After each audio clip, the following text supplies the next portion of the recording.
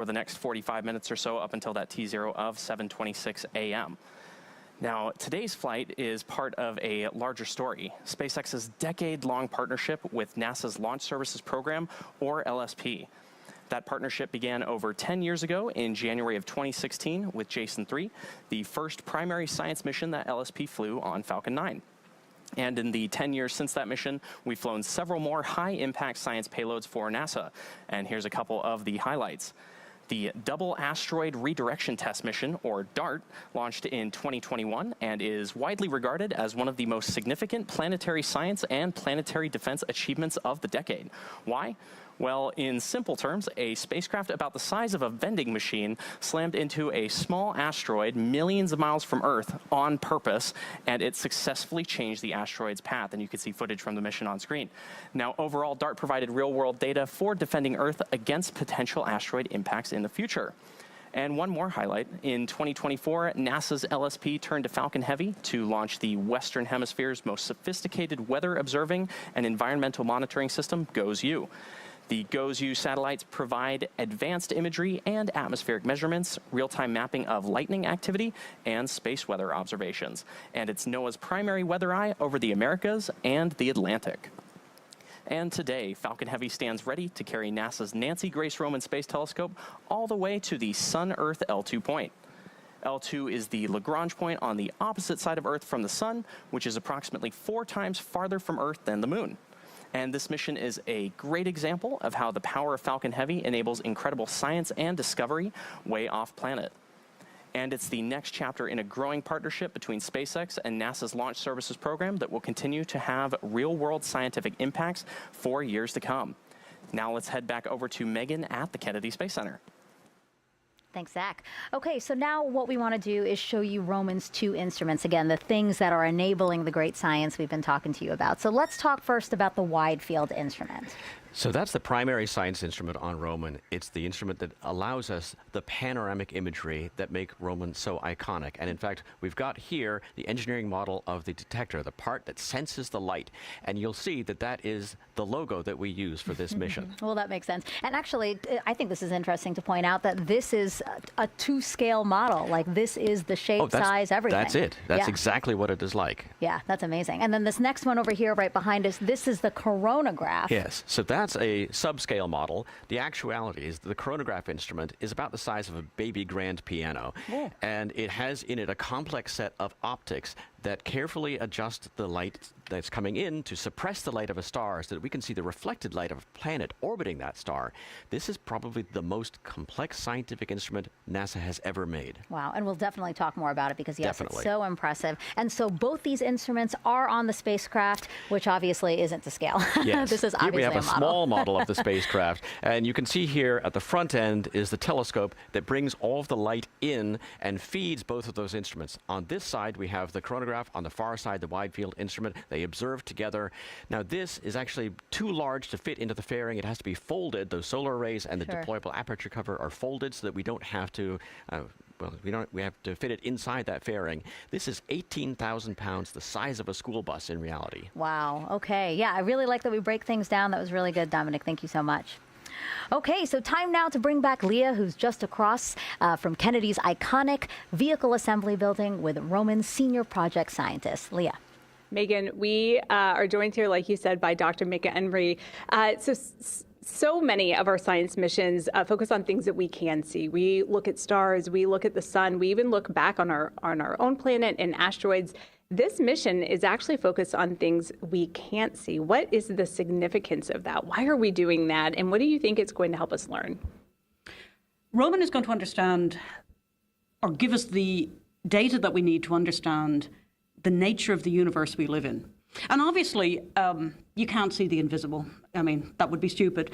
But what we can do is we can make measurements of billions of galaxies. We can precisely measure the shape of hundreds of millions of galaxies. We can precisely measure the position and distance. And we can use that to measure how the structure in our own universe has grown over cosmic time.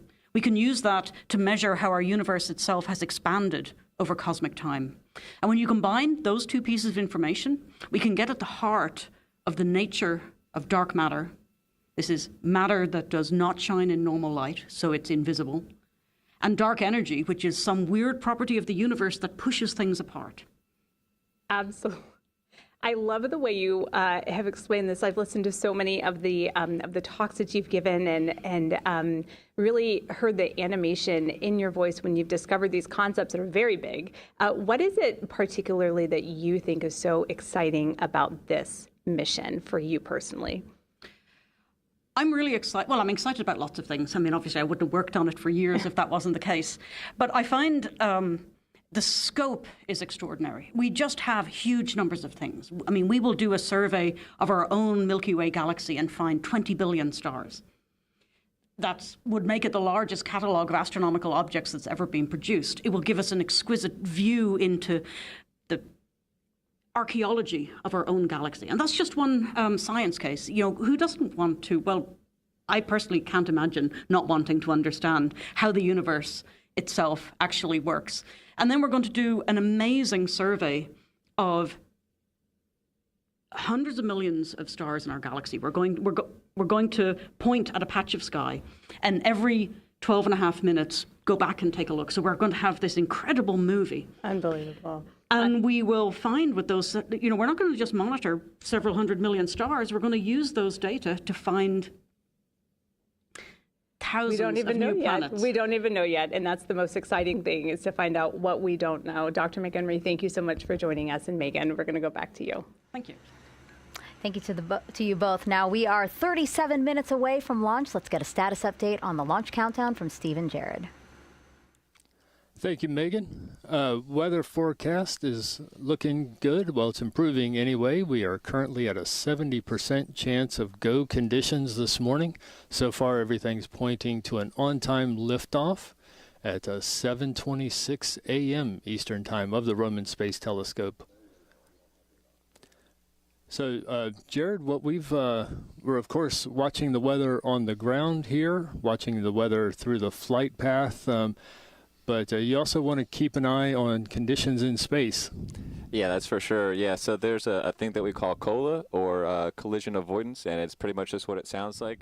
You want to definitely avoid hitting anything on the way up into space today. So we work with the Space Force for each and every mission. A few hours before launch, they actually track everything in space, from things the size of satellites all the way down to something the size of a baseball. And you know, when you think of a baseball, pretty small compared to a rocket like this, but a baseball traveling at 17,000 miles an hour could do a lot of damage.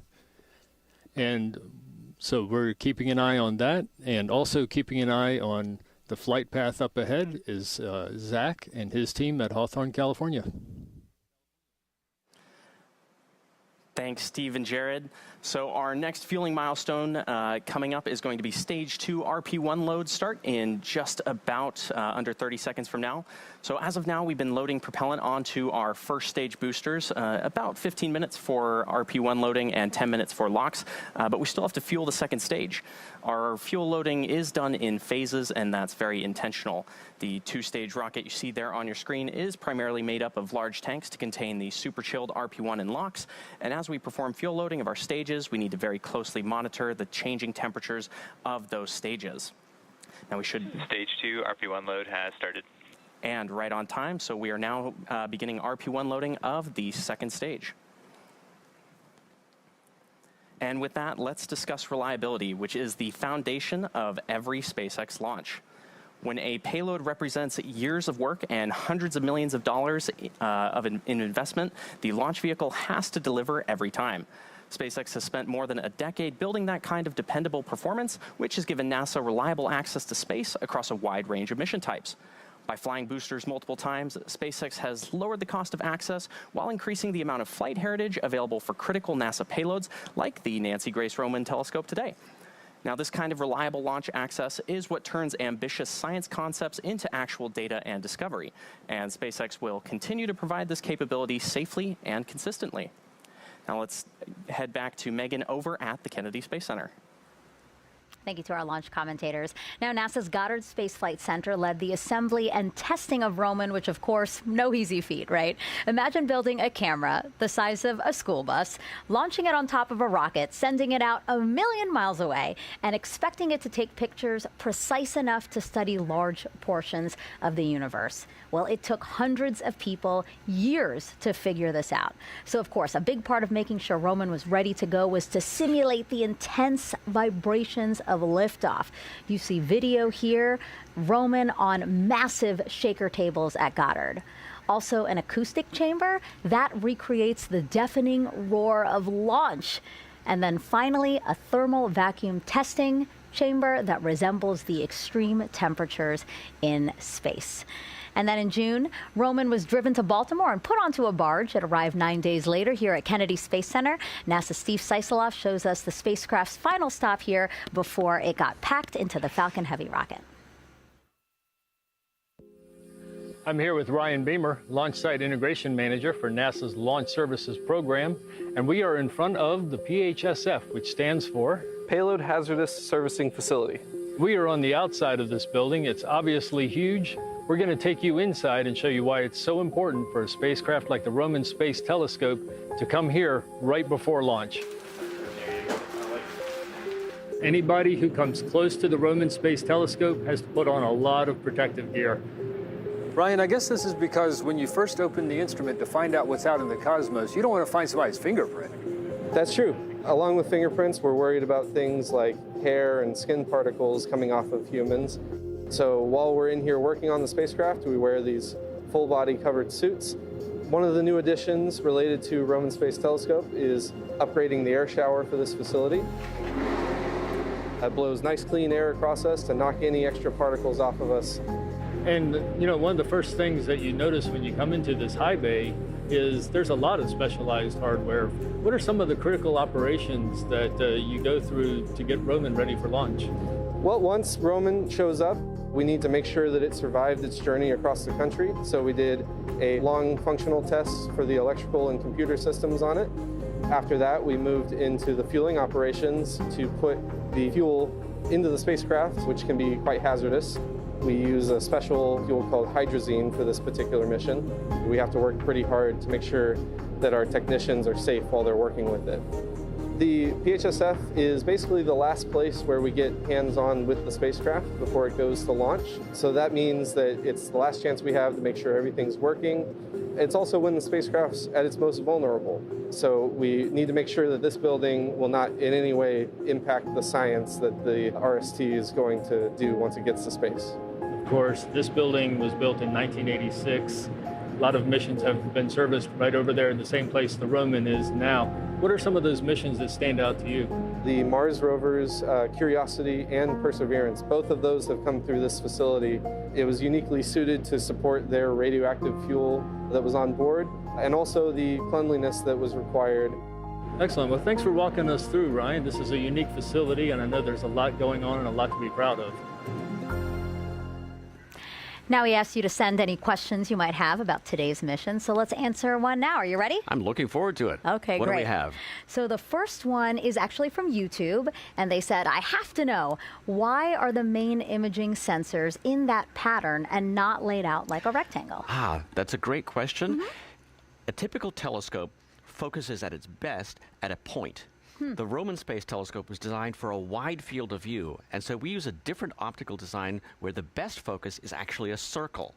Oh. And that's where you get the sharpest images. And what you see here is an arc that's a segment of the circle that we've illuminated. We could have made it rectangular, but it would have been slightly blurrier at the upper corner and not as good.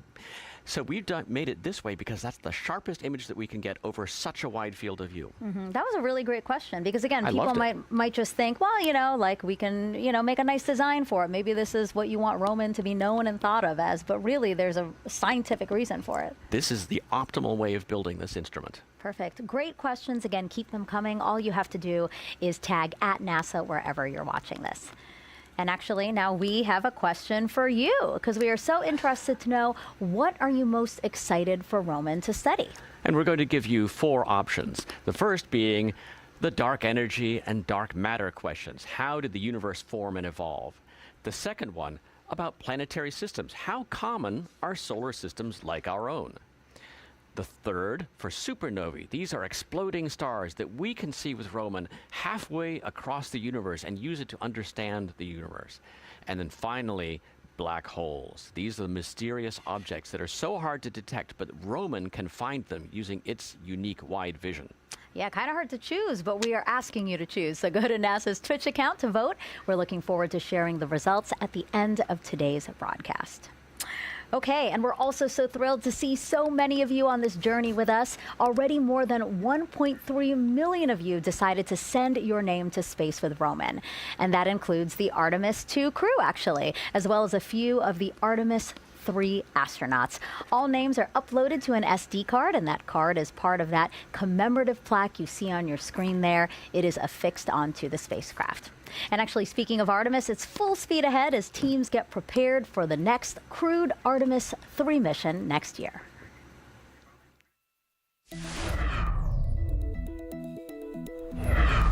The Artemis 2 crew has officially passed the baton.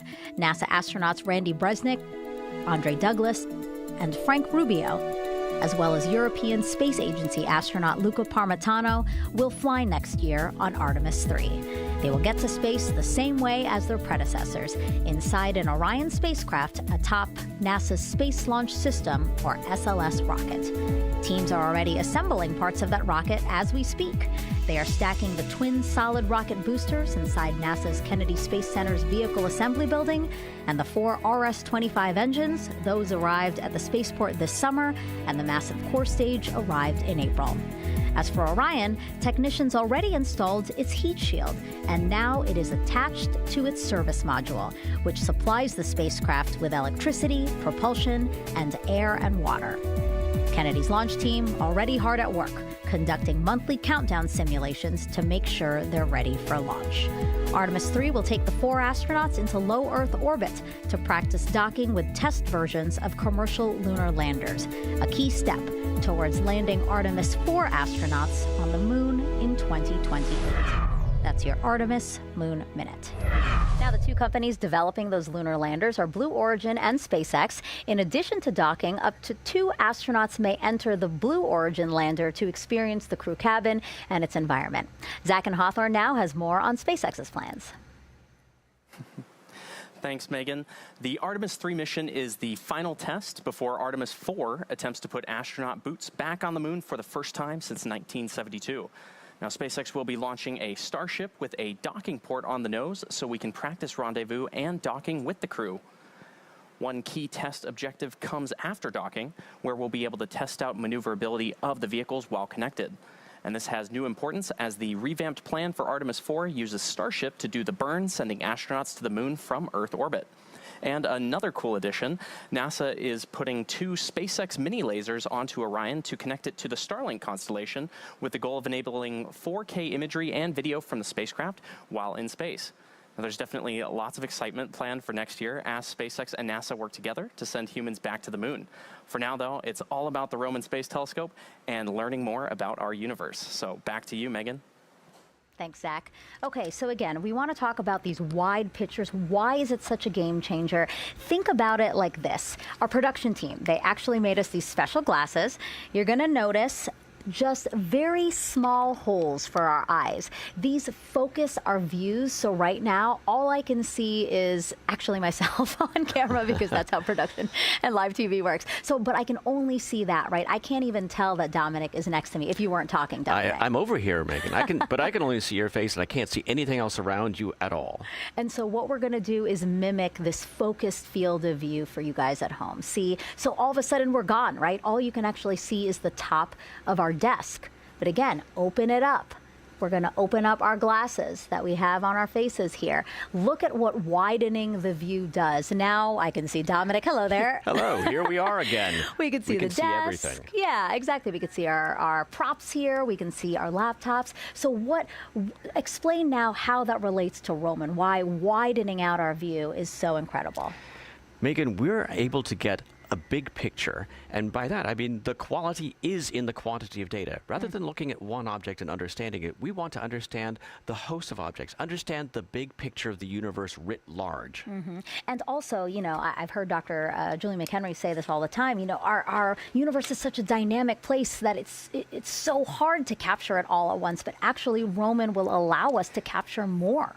Well, there are objects in the universe that are changing all the time, every second. Stars and galaxies that you have to know to look at. But we have a wide field of view, so we'll be looking at millions of them all at once and understanding them in an entirety. Wide, but still very detailed. How do we accomplish that? We had to make a camera that was able to achieve the same kind of detail, sharpness of image that you get with the Hubble Space Telescope, but with a much wider field of view that allows us to capture all those celestial objects. We could only do this because technology has allowed us to make the largest infrared detector in the world. This. Indeed. And so I'm going to start by saying, well, everybody knows what a camera is like because they have one in their pocket every day, in their cell phone. Everybody's cell phone camera has a detector. That's the part, Megan, that turns light into electronic signals that we then interpret as the actual image. Okay. I have here a very small detector for a modern cell phone camera. It's a 12 megapixel sensor. And the actuality of the sensor is this tiny little black square in the middle. Right there. That little bit is the optically active part that turns light into signals.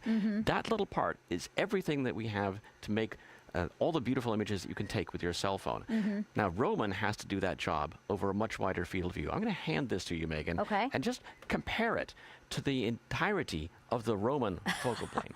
That detector that you see there is 300 million pixels, and the pixels are larger, so they gather ever more light. They are able to see objects halfway across the universe because we have all that same detail that you'd expect, but so much more information than we've ever been able to acquire before. Sure. Cell phone camera. Roman. Incredible. Exactly. And actually, thinking about it in that way, then when Roman takes its images, I mean, at full resolution, these images will be ginormous. The smallest Roman images will be 1 billion pixels. Oh my When we gosh. take 1 billion pixel image, there isn't a screen on Earth large enough to display all of that at once. And that's a small image. The largest Roman images will be 1 trillion pixels. If you wanted to view that on 4K monitors, you would need 500,000 of them tiling 45 city blocks to have a single large Roman image encapsulated at once. So then how do you study an image that large? Are you going to buy all those 4K cameras and lay it out in Central Park? Megan, I don't think we have a budget for that many monitors necessarily. But we do have a lot of people, concerned, interested astronomers and citizen scientists around the world who would love to have access to this data and can help identify interesting objects and can help machine learning to train computers how to do this so that the computers can do this for us. Great. Technology really advancing what we can do in the scientific community. It's on the cutting edge of what is possible today. Perfect. Okay, we're getting new updates on fueling, so let's head back to Steve and Jared. Thank you, Megan. We are looking good this morning. We are at T-minus 20 minutes, 45 seconds. Fueling continues. We are about 80% on the first stage boosters when it comes to fueling, about 70% or so with the oxygen. And we do have stage 2 fuel load complete with that call. Jared, we're continuing to move toward an on-time liftoff. Yeah, once again, still been very clean on the boards. No warnings or alarms or anything coming up. Always happy to see that. LOX load should start here in maybe a minute and a half or so at 18:30, and then that'll be. We'll also hear call-outs for completion of RP1 load and LOX load a little bit later as well for the boosters. And we've been watching, of course, the rocket loading to boost the Roman Space Telescope. The spacecraft itself was fueled completely some time ago. Yeah, probably about a month ago or so. Roman was filled with what they call hydrazine. It's a hypergolic fuel. They use that in their thrusters to what we would call station keeping around that L2 point about 1 million miles away from Earth. And when you think of a satellite out in space, out at that Lagrange 2 point, hydrazine comes in handy just to kind of station keep in that orbit, as I understand it. Yeah, that's right. It's for probably what I would say is like the larger movements of the spacecraft itself. But when you want to get down to really pointing precisely to get those nice still pictures and gather all that light from deep space, you really need to use the spacecraft's gyroscopes, or reaction wheels is what they would refer them to. Those are there to make the very smooth, very precise pointing adjustments to really look into deep space and get that clear imagery of the cosmos. Excellent, excellent.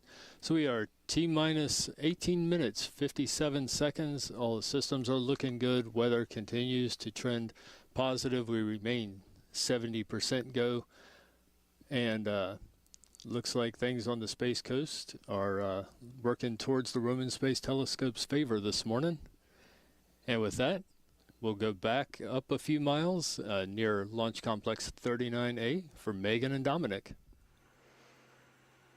Stage Hello 2 there. LOX load has started. LOX load starting here as you are looking at our iconic countdown clock. 18 minutes, 22 seconds until liftoff. Right in front of them, a crowd of people there. Oh, they have signs. Again, just a sampling of all the people who are here for there they go. They got their cue. Oh, I love it. I love it. A sampling of all the people here who are on the Space Coast in Florida here for today's launch. Really excited again, as we just heard, that fueling continues with LOX loading, liquid oxygen loading into the vehicle. Again, here we are for Roman's launch. Just as, again, a wonderful day. You were saying before that this is 20 years in the making for you. It's been a long time getting here, Megan, and it's thrilling to see so many people in the crowd here, so many who want to see this, who are just as thrilled about it as I am. And so Roman could change literally everything we know about our universe. Roman was designed to address key questions that people have asked for a very long time. One of them is about exoplanets and whether there are planets out there and solar systems out there like our own. That situates our place in the universe. Of course, yeah. The other is about the biggest questions on the grandest scales, the fabric of the universe, how the universe that we see around us came to be, pushed and pulled by the competing forces of dark matter and dark energy. These are mysteries that Roman was designed to settle, and I cannot wait to see this launch so that we get those answers. And how do you study mysteries like that with two impressive instruments, right? We did build Roman with two fabulous instruments. One of them is the wide field instrument, and we have the iconic camera with our logo right there. The second is the coronagraph instrument, perhaps the most complex instrument and capable instrument of its kind that can measure the reflected light of planets around other stars. And so the coronagraph, this is a smaller model. Obviously, the larger one, as you've said, is closer to the size of a baby grand piano. Actually, the detector here, this is the actual size. So just really cool to have these visually here for us. Yes, that is the actual size of the detector. Of course, it's in a camera that's the size of a commercial refrigerator. Oh, my gosh. Okay, so speaking of the coronagraph, NASA Jet Propulsion Laboratory in California led the design, construction, and testing of it. Leah is back this time with Jason Rhodes, a cosmologist at JPL. Good morning, Megan, and good morning, Jason. Thanks so much for joining us all the way from JPL. It's great to have you with us today. So this isn't the first coronagraph that is actually launching into space, but it is the most powerful. How so? Well, the Roman coronagraph will be about 100 to 1,000 times more powerful than any coronagraph flown in space. And this is because the Roman coronagraph is going to use a number of new technologies debuted together for the first time in space. These include technologies like single photon counting detectors. When you're blocking about 100 million or 1 billion photons from the very bright star for every single photon you get from the planet, each of those planet photons is precious and we want to capture it.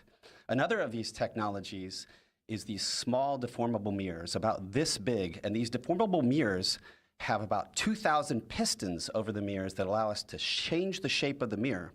And by changing the shape of the mirror, we're able to correct small imperfections in the telescope or the optics to put the starlight away so that we're only capturing the planet light on the detector. And we're going to do great science with these new technologies on Roman, but the real goal is to test them out for possible future use on a future coronagraph that would use these to look for signs of life around planets outside of our solar system. So now, So this coronagraph will actually conduct a series of observations. So when you get those first images back, what are you hoping to see? Well, the first thing we hope to see when we use the coronagraph is essentially nothing at all. If the coronagraph is working correctly and we point it at a bright star, we're not going to see any of the star's light, and that means it's working. So we're going to be excited to see essentially nothing at all. But really, then what we want to do is we want to move the coronagraph from that bright star that we're using to calibrate it to a bright star that has a known planet. And while the Roman coronagraph won't be able to look at planets as small as Earth around sun-like stars, it will allow us to take the first images of a planet like Jupiter around a sun-like star in reflected light.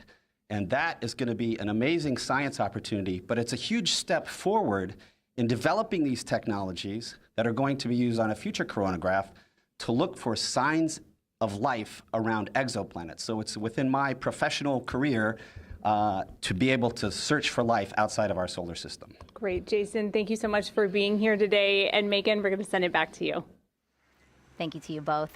Now, Roman will take its pictures from a special spot in space called the Sun-Earth Lagrange Point 2, or L2, and it is way farther from the farther than the moon is from Earth. It's actually 4 times farther. Why there? Well, it's about 1 million miles away, so that from its vantage point, the sun, the moon, and the Earth, which are bright and hot objects, are all to one side, and we keep our solar arrays so that that makes shadow where we are and where the telescope is, and so we have a relatively unobstructed deep space view of the darkest sky. We can be very efficient in our observations because there isn't a bright star or a bright planet in the way. Okay, gotcha. And then it actually won't be alone there. We have Webb at L2. For the same reasons, the James Webb Space Telescope was also sent out there. But you don't have to worry. Even though L2 is a point, neither observatory goes just there. They actually do an orbit around that point. And that orbit is larger than the moon's orbit around the Earth. So they're very far apart from each other. It's totally safe. Okay, perfect. But we did get some questions about that, so we did want to address it. All right, so then, Dominic, when can we expect to see Roman's first images? So when we send Roman out there 1 million miles away, it will take about 3 months to get out to that point, during which time we are turning on the instruments, aligning the telescope, calibrating everything so that we are ready to begin efficient observations as soon as we're there. So we anticipate being able to do that towards the end of the year, and then we will release first light images in early 2027. All of the Roman data go public right away, Megan. We will be processing it as quickly as we can.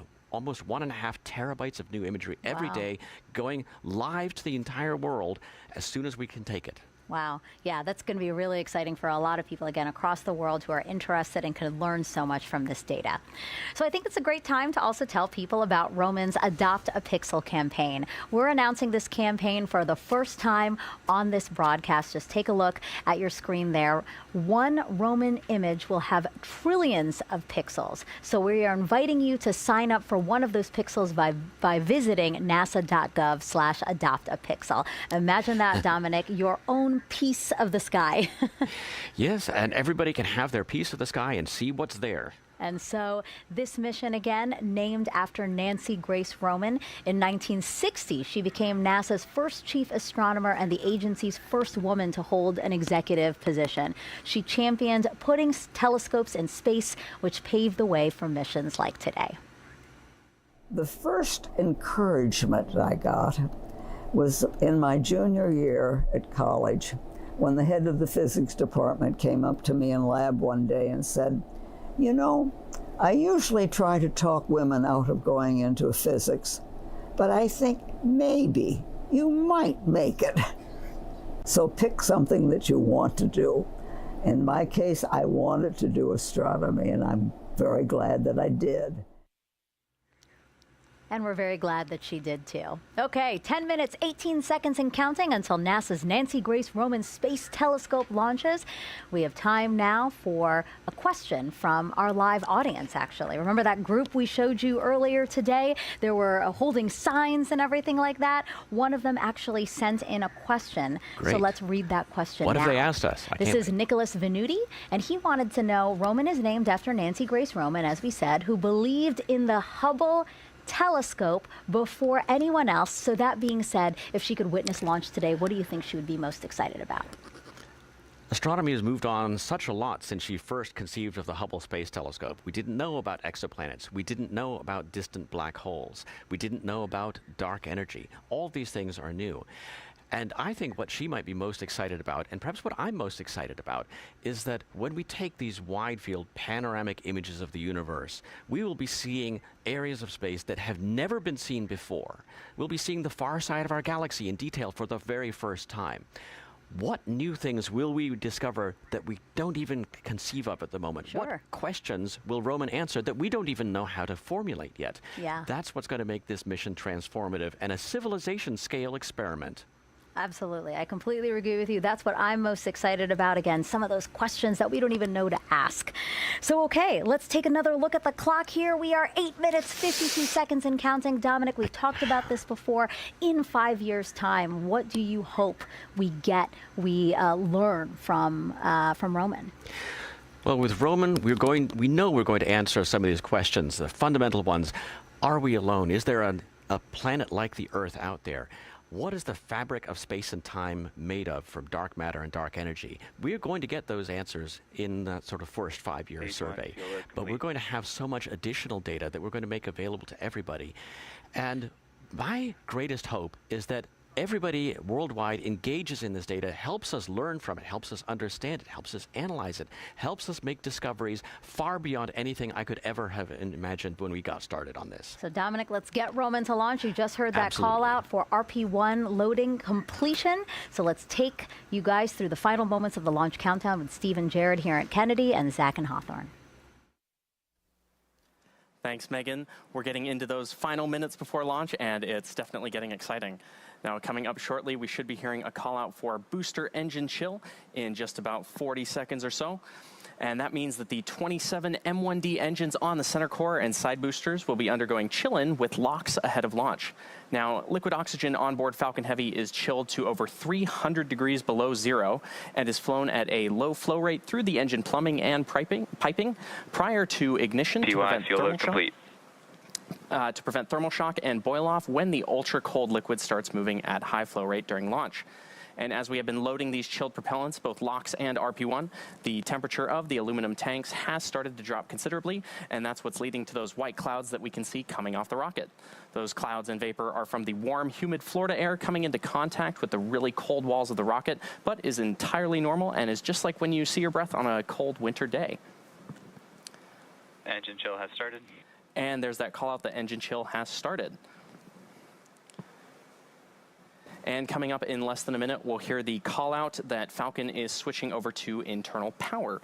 And this means that we're disconnecting our external ground electrical supplies from the rocket, and it'll then be entirely running on its own onboard batteries. Now, up to this point, power has been routed to Falcon via the transporter erector. NY fuel load complete. The transporter erector, or TE, that you see there next to the rocket, and that TE does a lot of heavy lifting as it rolls our Falcon Heavy rocket out to the pad, raises it vertical, and stays connected to the rocket through the final seconds before launch. The TE also provides fuel, power, telemetry, and command connections between ground systems and the vehicle.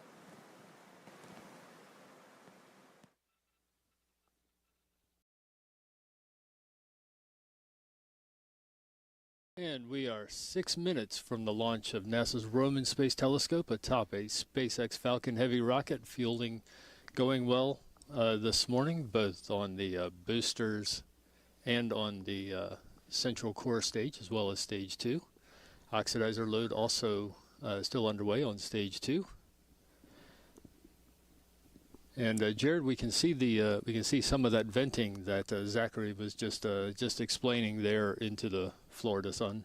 Yeah, that's for sure. Definitely lots of cold liquid oxygen on that rocket, and we've had plenty of rain here lately in Florida. Luckily, looks like the weather is clear, as you can see. We're still green on the range as far as weather is concerned, and the weather radar looks pretty good. So I'm thinking that we shouldn't be constrained by the weather today, this morning. So that'll be great. And launch specialists like yourself, you kind of enjoy this silence that we're hearing on the nets this morning, because it really means they're not discussing any technical issues. The call-outs that we're hearing are the usual ones that we would expect. Falcon Heavy tanks are pressing for strong back retract. Yeah, that's for sure. And yeah, we just paused there for strong back retract call. that Falcon Heavy is getting pressurized, and so that you're pretty much getting up to your flight pressures, make sure that the vehicle's nice and sturdy. As Zach mentioned before, that TE, or the transporter erector, rolls the Falcon Heavy out from the pad and then takes it vertical. But a little bit later here, in just maybe 15 seconds or so, you'll see the clamp arms up near the top. They'll actually pull away from the top just below the fairing there. Strong back retract has started. And then we just heard the call out for strong back retract starting, which is great. That's pretty much just, it'll recline a few degrees just to get out of the way for when Falcon Heavy lights, and hopefully goes off to space here in 4.5 minutes. And as the launch pad machinery gets ready and into its launch positions, we are expecting the NASA side, the NASA launch manager, to conduct. NLM, it's LD, looking for the NASA status check. Yeah. This is NLM. NASA's go for launch. Good words there from the NASA launch manager. Go for launch this morning. We are at T-minus 3 minutes 45 seconds for heading toward an on-time liftoff just after 7:26 a.m. of NASA's Roman Space Telescope. Yeah, that NLM poll is a really important one. That's the NASA launch manager, like you said, giving SpaceX launch director the go that the NASA team is ready. Behind the scenes, the NLM would have gone and polled his engineering team, the spacecraft team, safety and mission assurance, everybody on the NASA side to make sure that everybody is green and everything's looking healthy, which is great. And then, as you heard, he is go for launch. So we are go for launch for NASA. PY lock sled complete. And we have, as the rocket continues to put its final propellant on board, NY lock sled complete. We also know that the spacecraft sitting on top of the nose there that's heading into space, that is on internal power. So it is running off its own batteries. Of course, it's covered up by the fairing, but it can run on those batteries for a little bit. Stage 1 lock sled complete. Before it has to pick up some of the sun's energy. Yep, that's for sure. And we just heard on the loops, LOX load is complete for stage 1, which is a great sign. So we're going to go back to Hawthorne and Zach for the last 2.5 minutes before launch. Yeah, thanks, Steve. So coming up in just about 20 seconds from now, we should be hearing the call out for stage 2 LOX loading completion. And at that point, the Falcon Heavy will then be fully loaded with nearly 3 million pounds of propellant comprised of RP1 and LOX. So we should be hearing that call out for stage 2 LOX load complete. And there's that call out right on time. Now, coming up shortly, we'll be hearing a call-out for closing out of gaseous systems, called out as ground gas closeouts, and that'll consist of topping off tanks and sealing vents in order to maintain pressure in the vehicle. And we should be hearing that call-out in just about 15 seconds or so. And weather, of course, is now looking beautiful there in Florida. And we're right on track for launch in just about a minute and a half from now. Ground gas closeouts. And there's that call out for ground gas closeouts. Now looking ahead at the T-minus 1 minute mark, Falcon Heavy will enter startup and the onboard flight computers will take over the launch countdown and both stages will begin pressurizing for launch. So we should be hearing that startup call in just a few moments.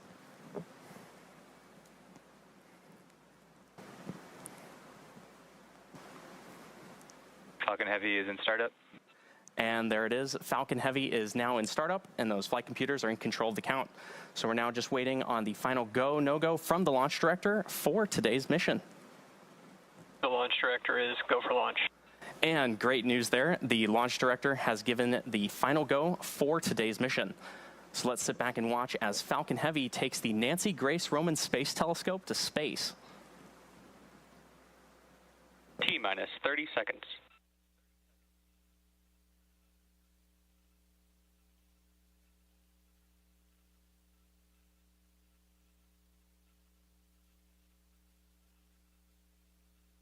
T-minus 15 seconds. T-minus 10, 9, 8, 7, 6, 5, 4, 3, 2, 1. Ignition and liftoff. Go Falcon Heavy and go Roman Space Telescope. And liftoff of NASA's Roman Space Telescope on a mission to revolutionize our understanding of the universe. Downrange. M1D chamber pressures are nominal.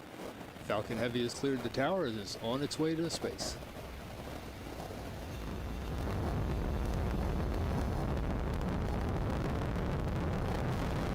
Looks like a beautiful launch so far, Steve. Great shot there from on top of the rocket, looking down, and then now tracking up, looking at those 27 Merlin engines, lifting the Falcon Heavy and Roman Space Telescope off into space. Falcon Heavy soaring. Power and telemetry nominal.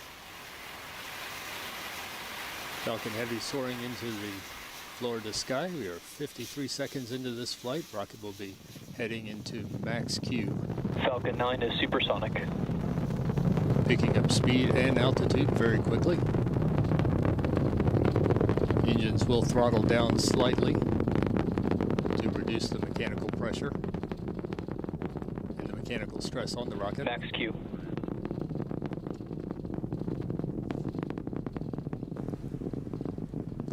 And we heard that call out for max Q, which is the point of maximum aerodynamic pressure as the rocket is ascending. Now, coming up in just under a minute from now, we're going to have a large series of events happening back to back. We'll be starting with BECO, or booster engine cutoff, where the engines on those boosters will power down. We'll then have side core separation of those two boosters. Followed by that, we will then have MECO of the main core, and then stage separation of that, as well as second engine start one following that. Now, those two boosters will be heading back to Florida today. They'll be doing boost back burns to put them on trajectories back towards Kennedy in Florida. Now, we should be hearing that call out for BECO in just about 13 seconds from now.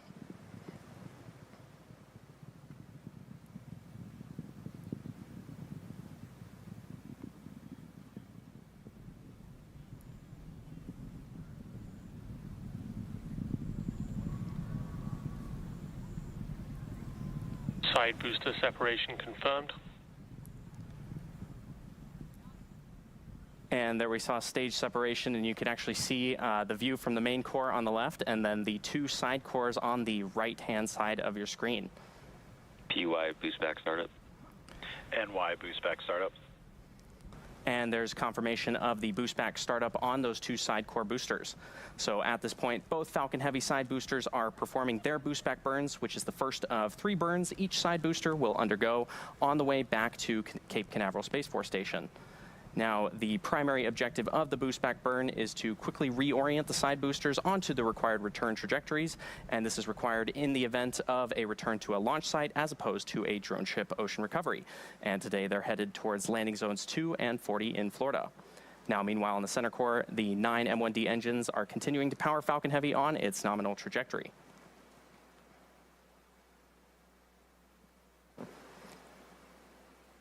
Now, the engines on that center core are still burning right now. They're set to burn for about another 12 seconds or so, and then they'll throttle down, and we'll have our MECO, our main engine cutoff of that, and then we'll have stage separation of this center core and the second stage shortly thereafter. PY boost back shutdown. NY boost back shutdown. BECO. Stage separation confirmed. And great shot there as the first, main core and second stage separate from one another.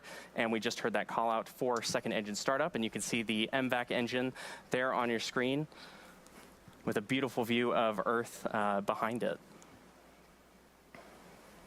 Bearing separation confirmed.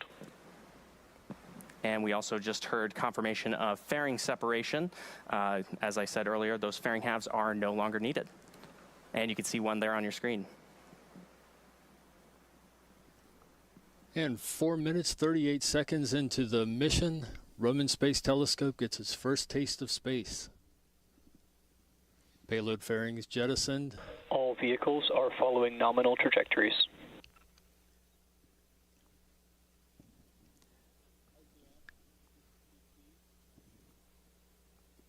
And we are coming up on an expected AOS, or acquisition of signal, important step.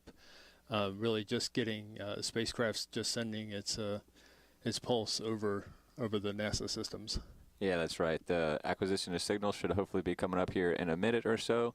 That'll be the first opportunity that the spacecraft can go and quote-unquote talk to the ground station, the folks back at Goddard, to make sure that it's still happy and healthy on the way during the stage 2 boost burn. But everything's looking good as far as telemetry is concerned for MVAC. You can see there the nozzle extension glowing orange as it's going around the Earth.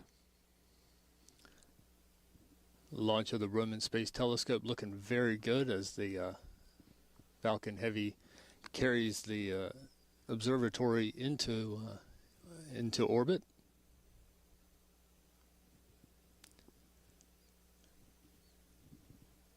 Of course, the Roman telescope won't really open its eyes, so to speak. Stage 1 FTS is saved.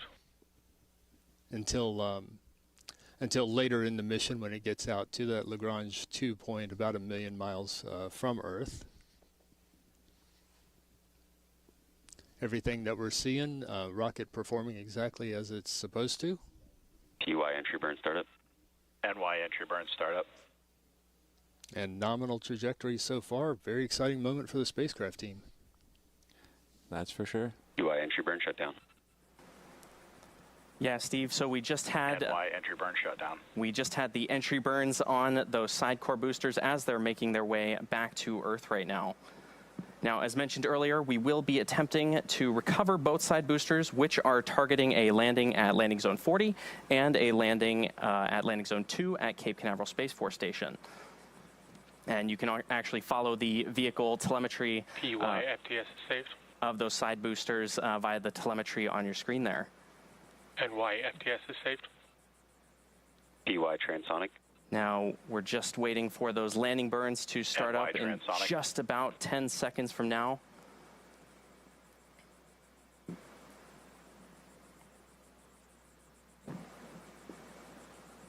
Stage 2 FTS is saved. PY landing burn. NY landing burn. Stage 2 is in terminal guidance. PY landing leg deploy. NY landing leg deploy. PY landing confirmed.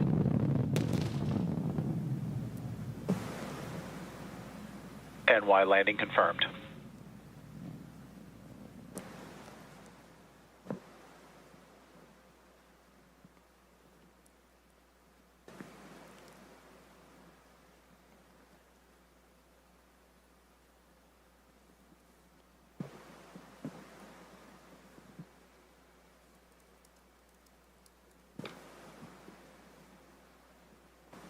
And we've got a beautiful shot of one of those side core boosters there on your screen.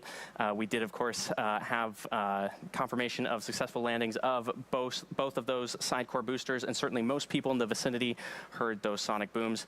Now, coming up next, we are expecting the shutdown of the second stage MVAC engine, and this is known as Second Engine Cutoff 1 or SECO 1. And we should be hearing that call out here shortly, and afterwards we'll just be waiting for confirmation of good orbit. Nominal orbit insertion. And there's that call out for nominal orbital insertion after we turned off the MVAC engine on the second stage there. So coming up next, we have a bit of a breather coming up before the next milestone for the mission, SES-2, when the MVAC engine on the second stage restarts as it continues to its orbital destination. So let's hop back over to Megan and Dominic at the Kennedy Space Center in Florida. How did that launch look, guys? Amazing. Almost didn't make it back here. Oh. We went outside to watch it. It was great. In some ways, I could never believe that this moment would actually happen, and it is here and far more beautiful than I could have anticipated. Yeah, how Megan, does it I'm feel? so glad that we've done this. Oh, I'm so glad. Thank you so much you for for sharing what it you with and the. Oh yeah, no, thank you for sharing it with us. Again, what you guys and the team have developed here is amazing. We built this in order to provide emotionally impactful and scientifically impactful imagery for all of humanity, and I feel like we have managed to achieve that today. And now it is up in space, on its way there. Let's actually take another look at that launch, just in case you missed it. It was just 10 minutes ago from here at Kennedy Space Center. 1, ignition, and liftoff. Go Falcon Heavy and go Roman Space Telescope. Again, NASA is hoping Vehicle is this pitching mission downrange. will help answer some of the biggest mysteries in the universe. And in order to do that, it has to go more than 1 million miles away to a place called Lagrange Point 2, or L2.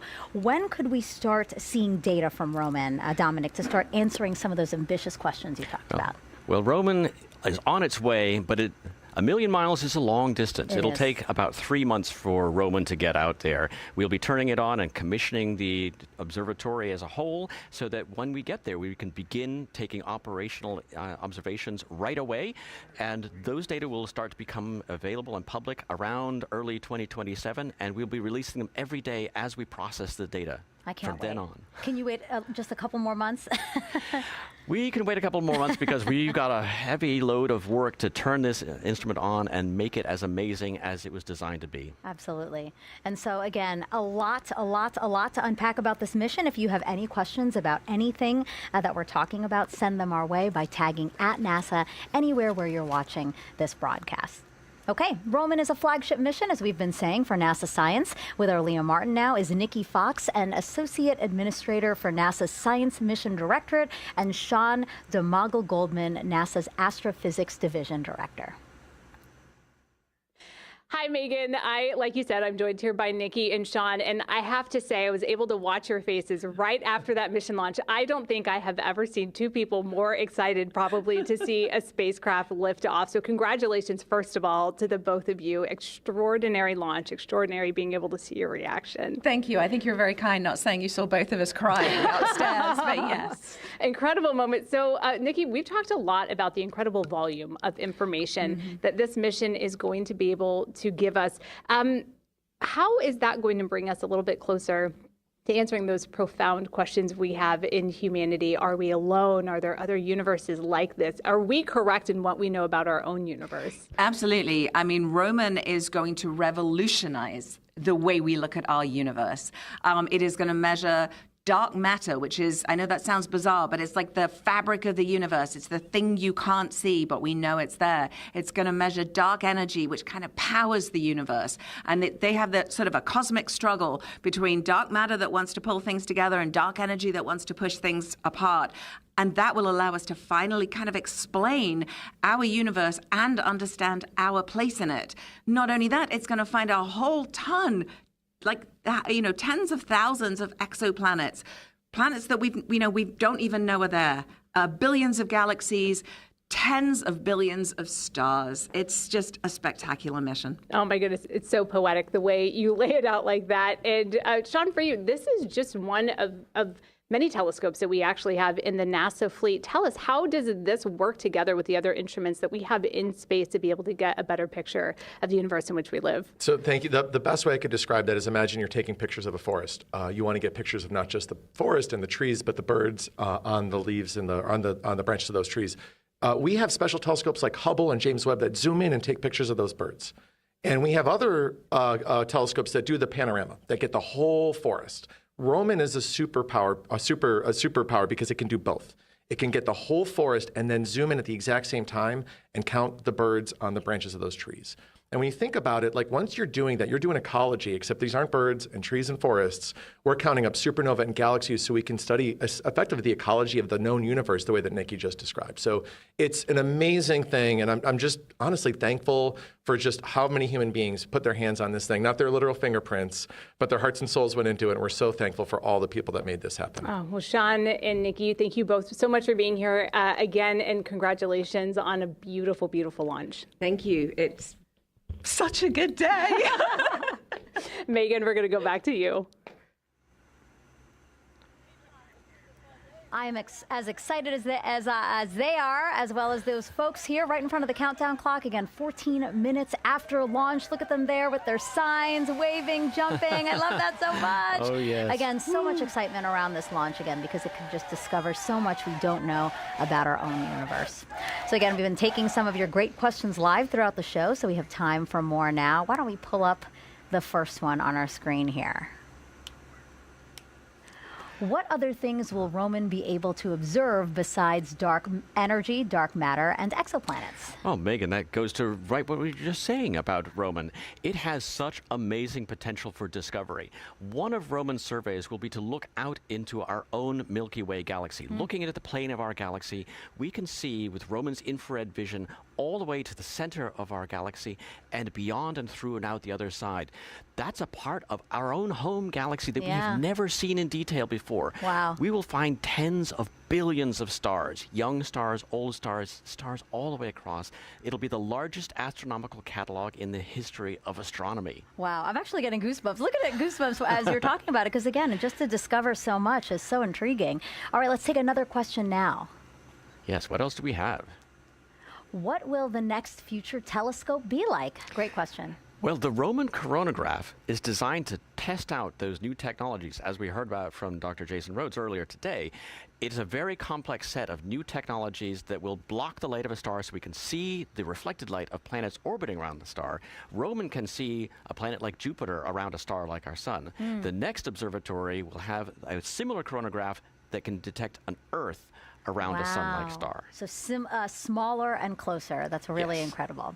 So for more than 2.5 centuries, America has pushed the boundaries of space exploration, and it continues today with Roman's journey to deep space. 250 years ago, 13 colonies laid the foundation for the greatest and most enduring democracy in the history of the world. One driven by courage, faith, and freedom. From that moment, we became a nation defined not by where we stood, but by how far we were willing to go. We conquered vast frontiers, invented tools that shaped a modern world. We found light in the dark, and we rose from the earth. Faster, higher, farther. We pushed beyond the sky and into the unknown. Today, our curiosity stretches farther than ever. American robots search ancient rivers on Mars. New telescopes unfold to glimpse the first stars. For 250 years, America has carried the light of humanity forward. But American exceptionalism isn't inherited, it's earned. Our greatness comes not only from what we've done, but what we're still determined to discover. Because in every era, across every horizon, America is at its best when it's reaching for something greater. America celebrates 250 years, and we are leading the world into the future. Now, once operational at L2, Roman will help us study things like dark matter and dark energy. But again, we've been saying they're invisible. So how do you see things like that? Well, Roman will use gravity as a tool, and Dominic's going to explain. Well, Megan, everything in the universe that has mass has gravity associated with that mass. Gravity bends light, it distorts